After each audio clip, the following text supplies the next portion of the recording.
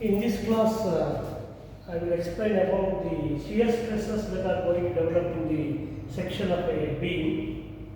So, in the earlier classes, I have explained about the bending stress distribution. Now, to understand shear stress distribution, I will consider a simply supported beam AB.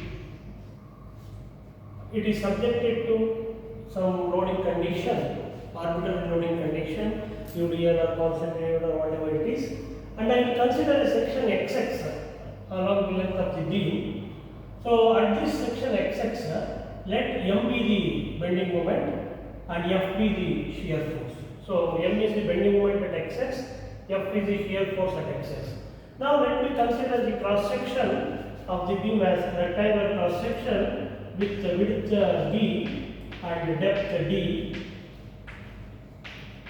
So if the cross section is rectangular cross section, you know that the centroid will be at the exact geometrical center of the section, and the axis passing through the centroid is called as the neutral axis. And I have told that at the neutral axis, bending stress will be zero. Here F is the bending stress, Q is the shear stress. So bending stress will be zero at the level of neutral axis, whereas bending stress maximum at the farthest fibers. This I have discussed in the earlier videos. So that bending stress can be computed using this equation, which is called as the pure bending equation. M by I is equal to F by Y. So you know that when Y is maximum, F also will be maximum. In this case, in the case of a rectangular section, so the bending stress in compression as well as bending stress in tension, they will be equal because centroid lies exactly at the geometrical center of the section. So this already we have stated. The variation is a straight line. So this is the bending stress variation across the depth of the section. Maximum stress across at the extreme fibers FC and FT. Since they are of opposite nature, this will be some in case of simply supported beam. Top fibers above the neutral axis will be subjected to compressive stress, and the bottom fibers will be subjected to tensile bending stress. That's why I have shown in the opposite directions. So this is the bending stress diagram. Now coming to the shear stress distribution. So if you plot the shear stress variation, it will be a parabola. So it is like this, and you can observe that shear stress at the extreme fiber, the farthest fiber will be zero at on both the sides. That is above the neutral axis and below the neutral axis. So at the farthest fiber, shear stress will be zero. Here also shear stress will be zero, and you will be having maximum shear stress at the neutral axis level. So please see the difference here. In the case of bending stress is zero at the level of neutral axis, whereas shear stress is maximum at the level of neutral axis, and bending stress is maximum at the farthest fibers, whereas shear stress is zero at the farthest fibers. To compute the shear stress at different depths along the cross section, so this equation is used. Q is given by F into AY bar divided by IB. So here you have to understand F of course is the shear force at the given section. I is the moment of inertia of the section about the neutral axis, that is INA. B is the width of the section at the level under consideration, and AY bar is the moment of area of the which is above the neutral axis or below the neutral axis. That means I will just explain you how to compute that AY bar. So if suppose this is the rectangular section with centroid G and neutral axis. Now what I do here is I will consider a layer somewhere here. So what we have to do is we have to take the area above that layer. So this is the area above that layer. Okay. So this area is A now. So this is area is A. Now if you locate the centroid of this area, it will come somewhere here. Centroid of this area. So this distance from this centroid of this area to the neutral axis is Y bar.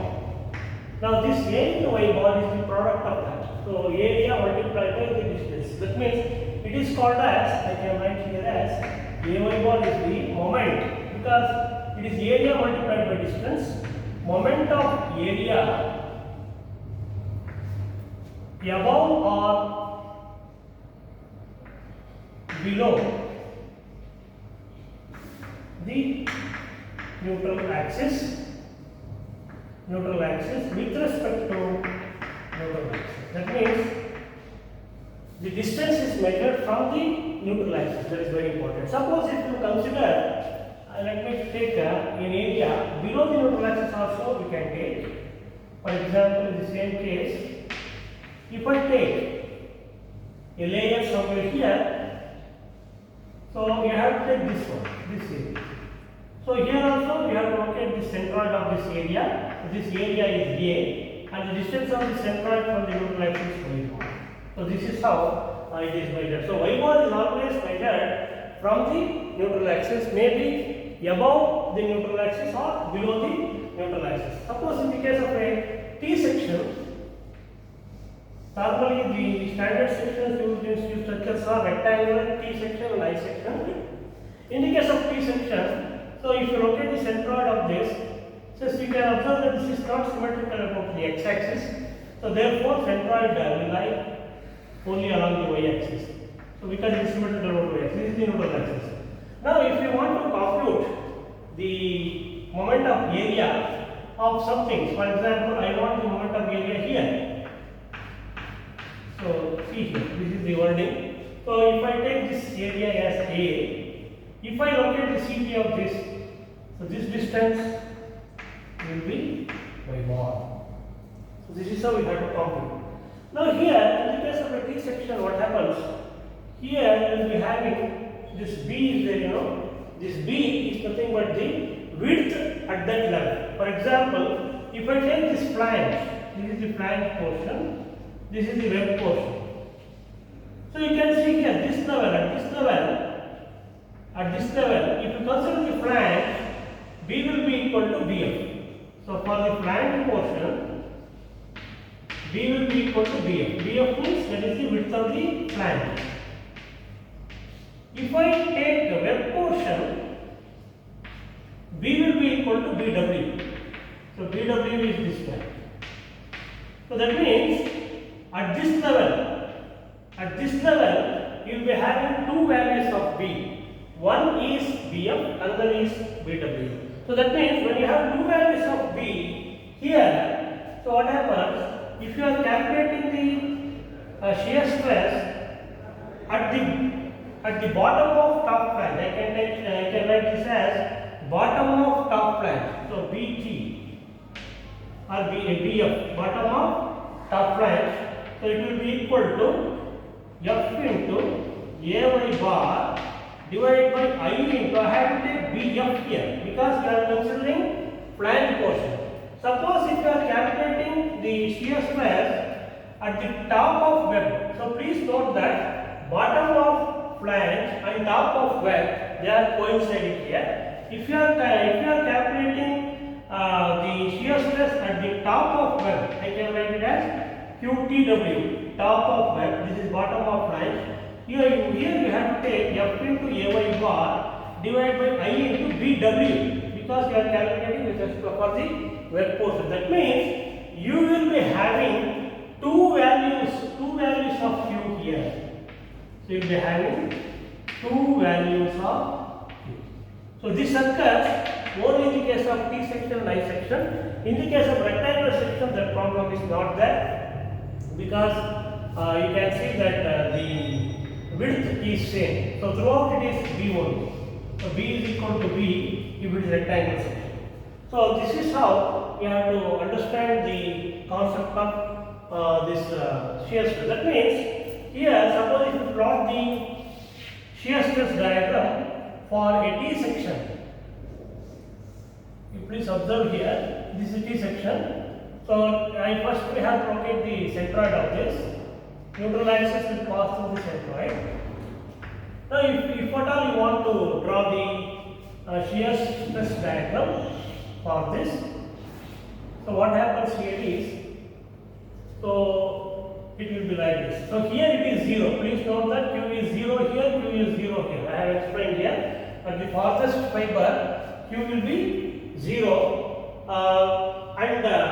Here, if you calculate the value of Q at this level, that means at the bottom of flange or at the top of web bar.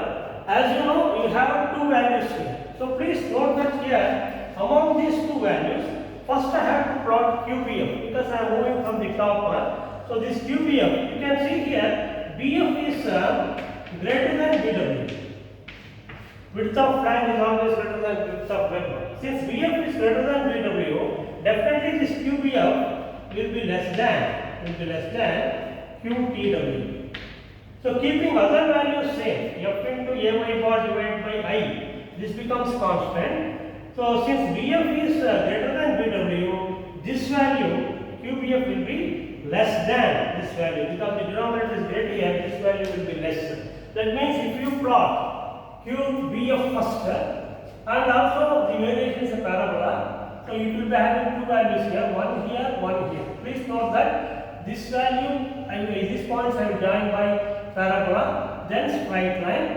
Then because this value, you can see that this here it is Q is equal to 0, here Q is equal to QBF, whereas here Q is equal to QTW. Okay, two values at the same line.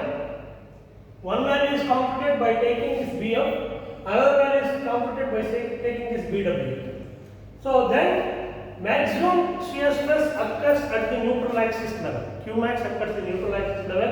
So it will be somewhere here. So this value here is Qmax. Then this also I have to join by parabola. Then I have to join this by parabola. So this is the shear stress diagram. So that means it is something like this. It will be like this, then right line, then maximum, then like this. So this is the shear stress diagram.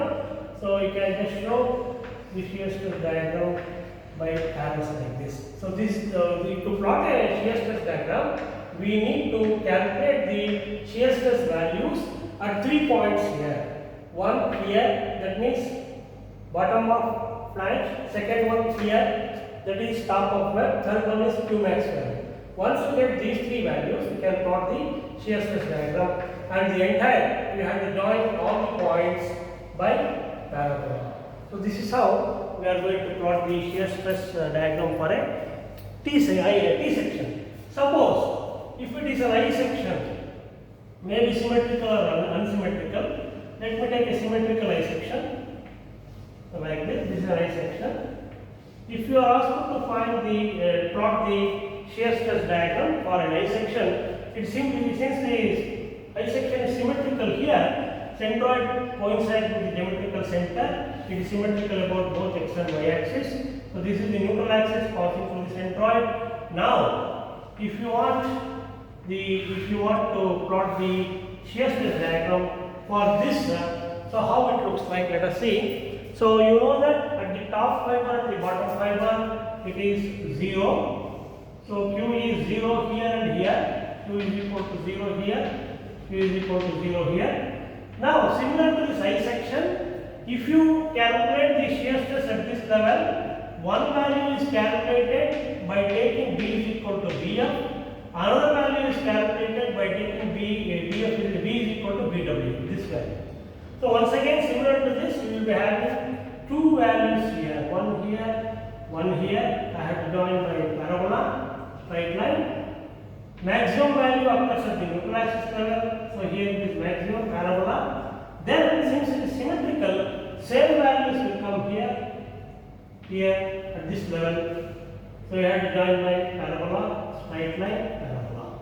So this figure is also symmetrical about the horizontal axis. So now this is the shear stress diagram.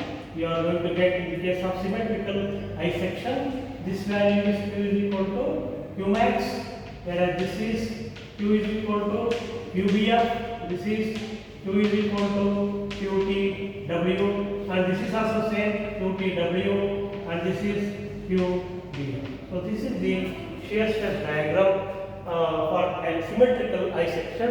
If it is unsymmetrical I section, then you have to calculate separately for top line and bottom line, and then you have to plot. So here the main thing is F you will be knowing.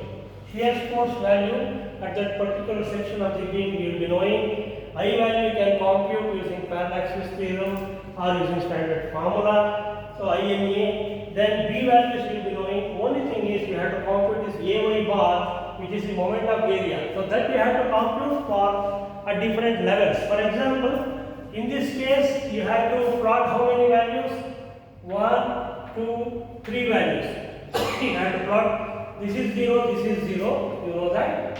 Whereas in this case you have to plot 1, 2, 3 values only because it is symmetrical. If it is unsymmetrical, you may have to calculate 5 values. In the case of rectangular section, only one value is enough because here it is 0, here it is 0. Only maximum stress value you need to calculate at the neutral axis level. That means in general, what you can say here, if it is any section, maybe rectangular, circular, triangular, T section or I section, if at all you want to plot the shear stress diagram, you need to compute the value of AY bar at the required levels. It is not required at all the levels, at the required levels. For example, if I take a rectangular section with a layer here, so this is the layer, let me take this layer as EF. EF is the layer. Now my question is, what is the value of Q at the level of EF? At the level of EF. So what we have to do is for that, you have to calculate the value of Q here. So Q at the level of EF. Whereas Q maximum will be at the neutral axis level. Okay. So after getting that, we can join this by parabola like this. So this is parabola, this is another parabola. Now here, the thing is how to calculate this QEF. QEF is given by whatever shear force is there, F that you will be knowing, into AY bar. So what is this AY bar? So you have to take this area above this EF is as A, and Y bar is supposed to locate the center of this shaded area.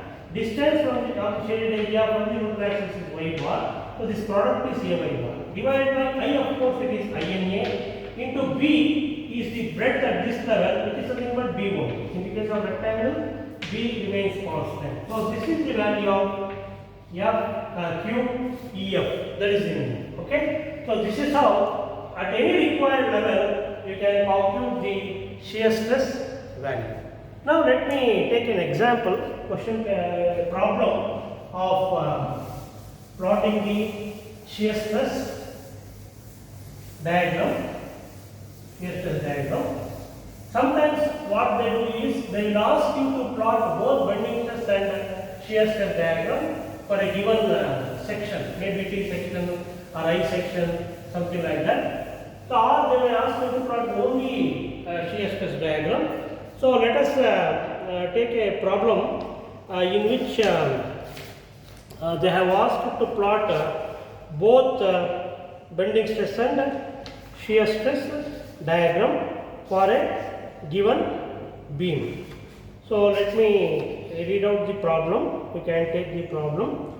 So examination problem what we will do. So suppose, see here, one thing you have to keep it in mind.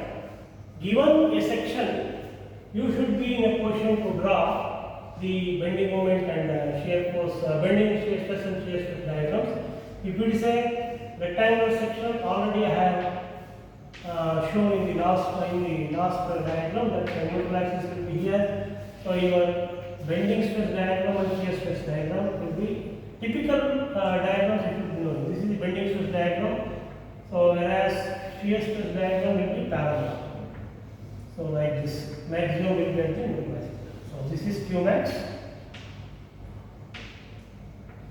This is FC max.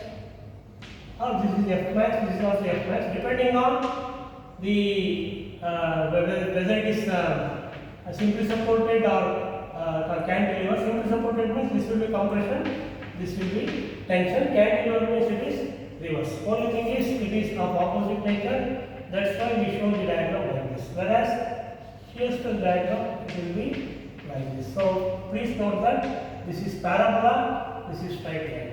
In the case of T section, it will be like this. So here, if you plot the centroid, it will be here, neutral axis will be here. So for this, the bending stress and shear stress diagrams I will show you. So bending stress diagram will be same. It is 0 at the neutral axis. It will be like this. Okay. So this will be your F max, maybe tension or compression. So it remains same like this. Whereas shear stress diagram, as I already shown there, it will be having two values here, straight line, maximum. This is the shear stress diagram, Q diagram. So Q maximum will be here. Similar to that, same thing what I have done there. So if it is I section, there is no difference in the bending stress diagram. So symmetrical or unsymmetrical, whatever they give, the neutral axis will be here. So the shear stress diagram and the bending stress diagram. So bending stress diagram will be similar to this. So at the neutral axis, bending stress is 0. So this is the bending stress diagram. You can see this is straight line. Whereas shear stress diagram will be two values here, because there are two widths here, one for the fan, another for the wearable. Maximum at the neutral axis. Then if it is symmetrical, same values we are going to get. So this is the shear stress diagram. Q maximum will be here. So these are the standard diagrams for bending stress and shear stress in the case of rectangle, T section and I section. So I am going to do problem in the next class.